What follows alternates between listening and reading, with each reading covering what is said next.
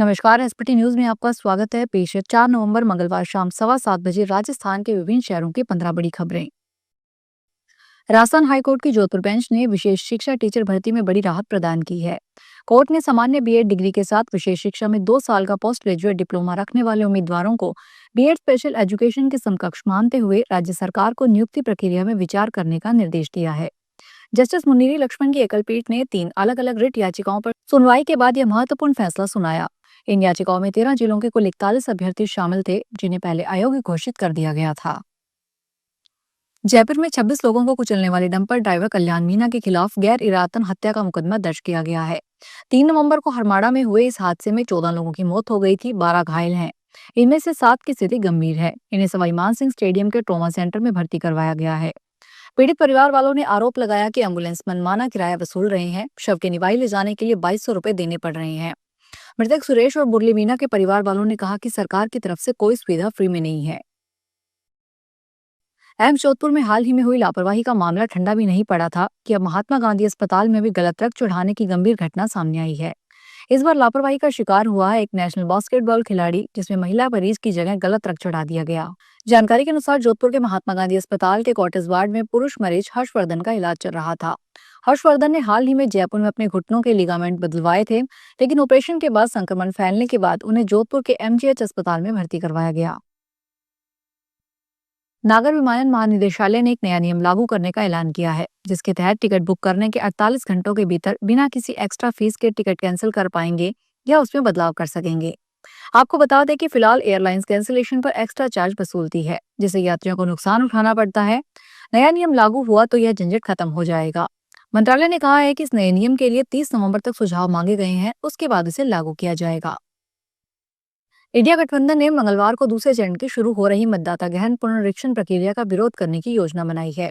Media reports के अनुसार बिहार विधानसभा चुनाव के बाद अब एसआईआर को लेकर इंडिया गठबंधन ने देशव्यापी आंदोलन करने की तैयारी की है। इंडिया गठबंधन इसके विरोध में सामूहिक रूप से उच्चतम न्यायालय का फिर से रुख करने की भी तैयारी कर रहा है।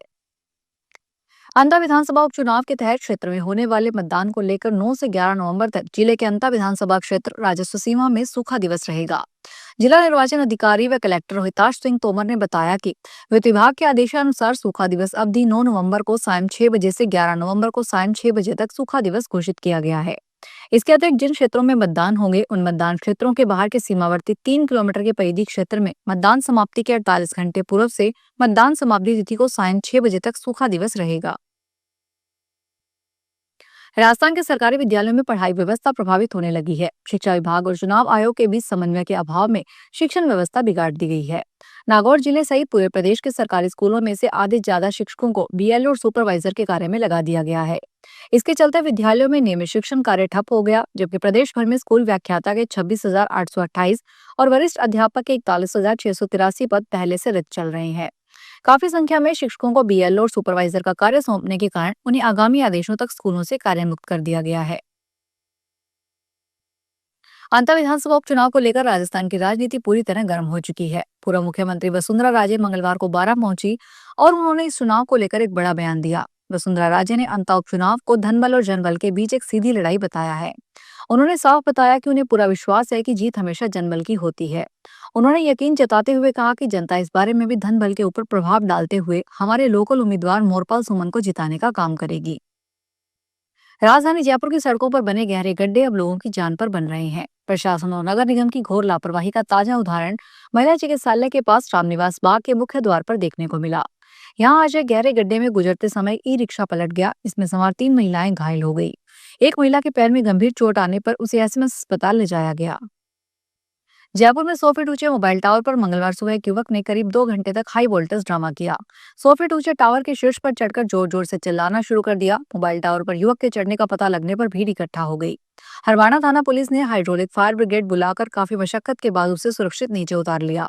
पुलिसकर्मी भैरव गुर्जर ने बताया कि लोहा मंडी के पेट्रोल पंप के पास जियो कंपनी का मोबाइल टावर लगा हुआ है। युवक सुबह करीब 10:30 बजे एक युवक मोबाइल टावर पर लगी सीढ़ियों से ऊपर चढ़ गया। प्याज की कीमतों में लगातार गिरावट से किसान में भारी आक्रोश व्याप्त है। लागत मूल्य तक न मिलने से किसान आर्थिक संकट में फंसते जा रहे हैं। अपनी आवाज बुलंद करने के लिए किसान महापंचायत ने आज खैरथल कृषि उपज मंडी प्रांगण में धरना प्रदर्शन दिया। किसान महापंचायत के खैरसोल तिजारा जिला अध्यक्ष वीरेंद्र चौधरी ने बताया कि पिछले कई हफ्तों से प्याज के भाव की लागत नीचे चल रहे हैं, जिससे किसान अपनी मेहनत के उचित मूल्य से वंचित हैं।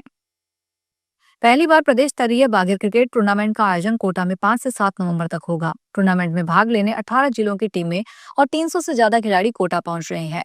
बाधित बाल विकास केंद्र स्वर्ण जयंती कप 2025 का आयोजन बाधित बाल विकास केंद्र राजस्थान की ओर से होगा। बाधित बाल विकास केंद्र के अध्यक्ष सर्वेश्वरी रानीवाला ने बताया, स्वर्ण जयंती समारोह सीखने, सशक्तिकरण और समावेशन के 50 साल के उपलक्ष्य में राज्य स्तरीय टूर्नामेंट अंडर 19 बेहद ही रोमांचक रहेगा। भारतीय रेलवे छोटे शहरों यानी टीयर 3 का तोहफा देने जा रहा है। इसमें शाही ट्रेन के माध्यम से कनेक्ट किया जाएगा। इन शहरों से वंदे भारत ट्रेन चलाई जाएगी, जिससे यहाँ के लोगों को शानदार सफर करने की सुविधा मिल सके। इसके लिए उन्हें लंबा इंतजार नहीं करना पड़ेगा। ट्रेन चलाने की शुरुआत 8 नवंबर से हो रही है। Railway semi high speed train यानी वंदे भारत एक्सप्रेस की संख्या लगातार बढ़ाता जा रहा है। मौजूदा समय लगभग सभी बड़े शहरों में वंदे भारत का ऑपरेशन हो रहा है। अंता विधानसभा उपचुनाव को लेकर जिले में आदर्श आचार संहिता लागू है, साथ ही धारा 163 भी लगी हुई है। एक और तो जिला निर्वाचन विभाग आचार संहिता की कड़ाई से पालना के लिए कार्य कर रहा है, वहीं दूसरी ओर शिक्षा विभाग में आचार संहिता की धज्जियां उड़ाने में लगा हुआ है। आचार संहिता के दौरान किसी तरह के सरकारी लाभ पहुंचाने वाले शिविरों के आयोजन पर रोक लगाई हुई है। लेकिन वहीं दूसरी ओर शहर के कोटा रोड स्थित राजकीय उच्च माध्यमिक विद्यालय परिसर में समग्र शिक्षा विभाग द्वारा जिले के कक्षा 1 से 12वीं तक के दिव्यांगजन विद्यार्थियों को असेसमेंट तथा लाभकारी योजना से जोड़कर शिविर का आयोजन किया जा रहा है। सीकर में खेत में जुताई करते समय किसान ट्रैक्टर सहित खेत में बने फार्म पॉन्ड में गिर गया। ट्रैक्टर के नीचे आने से वह बाहर नहीं निकल सका और उसकी मौत हो गई। सिविल डिफेंस टीम और पुलिस से ट्रैक्टर और किसान के शव को बाहर निकाला। हादसा सीकर के लोसल थाना इलाके का है। लोसल थाना एसएचओ सरदार मल ने बताया, आज सुबह 8 बजे की सूचना मिली कि सांगलिया गांव का किसान चैनाराम पुत्र परमेश्वर लाल सोमवार रात को ट्रैक्टर सहित फार्म पॉन्ड में गिर गया। फिलहाल इस बुलेटिन में इतना ही, फिर हाजिर होंगे बड़ी खबरों के साथ।